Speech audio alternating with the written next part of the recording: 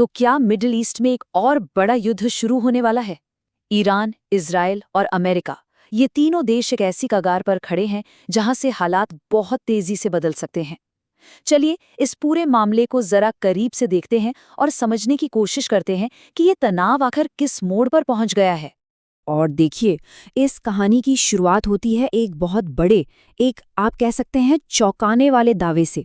Iran की armed forces ने सीधे सीधे कहा है, हमने मिडिल ईस्ट के सारे अमेरिकी बेस तबाह कर दिए हैं। सोचिए जरा, अगर इस बात में जरा भी सच्चाई है तो इसका मतलब है कि पूरे रीजन का पावर बैलेंस पूरी तरह बदल सकता है। तो इस पूरी सिचुएशन को समझने के लिए हम इसे 4 हिस्सों में देखेंगे। पहले बात करेंगे ईरान के इन बड़े दावों की, फिर देखेंगे कि ट्रंप अपने ही देश में कौन सी राजनीतिक लड़ाई लड़ रहे हैं, इसके बाद हुर्मुज़ स्ट्रेट की अहमियत समझेंगे और आखिर में बात होगी भारत के एक बहुत ही इंटरेस्टिंग मूव की। चलिए तो सबसे पहले शुरू करते हैं ईरान के दावों से कि आखिर वो कह क्या रहे हैं। अब जरा इन दावों की लिस्ट देखिए। ये कोई हवाई बातें नहीं हैं। ईरान बाकायदा जगह का नाम बता रहा है। कुवैत में कह रहे हैं कि टैक्टिकल ऑपरेशन सेंटर उड़ा दिया, अली अल सलेम एयरबेस पर हमला किया। बहरीन में तो सीधे यूएस नेवी के हेडक्वार्टर को निशाना बनाने की बात है। और सऊदी अरब में प्रिंस सुल्तान एयरबेस। मतलब ये सिर्फ एक जगह की बात नहीं है, पूरे इलाके में फैले अमेरिकी ठिकानों को तबाह करने का दावा किया जा रहा है। और ये हमले रुके नहीं हैं। 81 ये नंबर देखिए। ईरान का दावा है कि वो मिसाइल हमलों की 81वीं खेप लॉन्च कर चुका है। मतलब ये एक लगातार बिना रुके चलने वाला अभियान है जिसमें अमरीकी और इजरायली ठिकानों को निशाना बनाया जा रहा है। और जानते हैं, ये लड़ाई सिर्फ मैदान पर नहीं लड़ी जा रही, ये एक साइकोलॉजिकल वॉरफेयर भी है। ईरान प्रेसिडेंट ट्रंप के चेहरे वाले स्टिकर लगाकर मिसाइलें दाग रहा है। सोचिए कितना पर्सनल बना दिया है इस कॉन्फ्लिक्ट को। ये सीधे सीधे उकसाने वाली बात है। और यहीं से कहानी का एक और पहलू शुरू होता है, ट्रंप की अपनी राजनीतिक लड़ाई। जी हाँ, क्योंकि युद्ध के मैदान के अलावा एक और जंग चल रही है और वो है वॉशिंगटन की राजनीति में। डोनाल्ड ट्रंप का ये बयान सुनिए। वो कहते हैं, इसे वॉर मत कहो, ये एक मिलिट्री ऑपरेशन है। अब ये सुनने में एक छोटी सी बात लग सकती है, लेकिन इन शब्दों के पीछे एक बहुत बड़ी राजनीतिक मजबूरी छिपी है। तो फर्क क्या है? देखिए, वॉर या युद्ध घोषित करने के लिए प्रेसिडेंट को अमेरिकी कांग्रेस की मंजूरी लेनी पड़ती है, पैसा पास करवाना पड़ता है। लेकिन मिलिट्री ऑपरेशन बोलकर वो इन सब चीज़ों को बाईपास कर सकते हैं। मतलब बिना कांग्रेस से पूछे एक्शन लेना आसान हो जाता है। ये एक तरह से राजनीतिक दांव-पेंच है। और ये दांव-पेंच क्यों ज़रूरी है? क्योंकि ट्रंप एडमिनिस्ट्रेशन पर प्रेशर बहुत ज़्यादा है।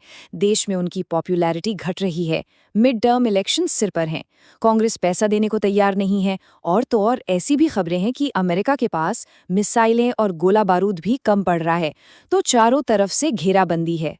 तो एक तरफ है सैन्य टकराव, दूसरी तरफ है राजनीतिक दबाव। अब इस कहानी का तीसरा एंगल देखते हैं, जो है इकोनॉमी का। और ये सब जुड़ा हुआ है एक पतले से समुद्री रास्ते से, जिसे हॉर्मुज़ का चोक पॉइंट कहते हैं। ये हॉर्मुज़ जल डमरू मध्य, आप इसे दुनिया की इकोनॉमी की सबसे ज़रूरी नस समझ सकते हैं। दुनिया का बहुत बड़ा हिस्सा तेल और गैस का यहीं से होकर गुजरता है। और इसकी चाबी किसके हाथ में है? ईरान के। अब ईरान इसी चाबी का इस्तेमाल करने की तैयारी कर रहा है। और प्लान क्या है? बड़ा सिंपल लेकिन बहुत असरदार। ईरान अपनी संसद में एक कानून लाने की तैयारी में है। कानून पास होते ही इस रास्ते से गुजरने वाले हर जहाज से एक टोल टैक्स वसूला जाएगा। मतलब दुनिया को अगर यहाँ से अपना सामान ले जाना है तो ईरान को पैसा देना होगा, और इस पैसे का इस्तेमाल होगा युद्ध के खर्चों की भरपाई के लिए। लेकिन इसमें भी एक ट्विस्ट है। ये टोल टैक्स सबके लिए नहीं है। ईरान ने एक फ्रेंडली नेशंस की लिस्ट बनाई है जिसमें चीन, रूस, भारत, इराक और पाकिस्तान जैसे देश हैं। इन्हें आने जाने की छूट होगी। तो ये सिर्फ पैसा कमाना नहीं है, ये अपने दोस्तों को साथ रखना और अपने दुश्मनों को अलग थलग करने की एक बहुत बड़ी स्ट्रैटेजी है। और यहीं पर एंट्री होती है भारत की, क्योंकि इस पूरे खेल में भारत ने एक ऐसा कदम उठाया है जो आने वाले वक्त की राजनीति की दिशा तय कर सकता है। इस टाइमलाइन को देखिए। 2018 में अमेरिकी प्रतिबंधों के बाद भारत ने ईरान से एलपीजी खरीदना बंद कर दिया था। पूरे 8 साल तक कोई खरीद नहीं हुई। और अब 2026 में जब अमेरिका और ईरान के बीच इतना बड़ा टकराव चल रहा है, भारत ने ईरान से फिर से एलपीजी खरीदना शुरू कर दिया है। ये एक बहुत बड़ा और साहसी कदम है जो दिखाता है कि भारत अब अपनी एनर्जी सिक्योरिटी को सबसे ऊपर रख रहा है, भले ही अमेरिका को ये पसंद आए या ना आए। तो सवाल ये है कि इस एक कदम का मतलब क्या है? इसका बड़ा मैसेज क्या है? इसका सीधा मतलब ये हो सकता है कि अमेरिकी प्रतिबंधों का असर अब शायद उतना नहीं रहा और दुनिया एक ऐसे दौर में जा रही है जहां देश अब अमेरिका की परवाह किए बिना अपने फायदे के हिसाब से फैसले ले रहे हैं। एक मल्टीपोलर वर्ल्ड की तरफ दुनिया बढ़ रही है। और यही आकर हम सब एक बहुत बड़े सवाल पर खड़े हो जाते हैं। एक तरफ ईरान का बढ़ता आत्मविश्वास है, दूसरी तरफ अमेरिका की अपनी परेशानियां और कम होती सैन्य सप्लाई की खबरें हैं। तो क्या ये दुनिया में एक नए पावर शिफ्ट की शुरुआत है, या फिर ये सब एक और भी बड़े और भी ज्यादा विनाशकारी ग्लोबल कॉन्फ्लिक्ट से पहले की शांति है? इसका जवाब तो खैर वक्त ही देगा।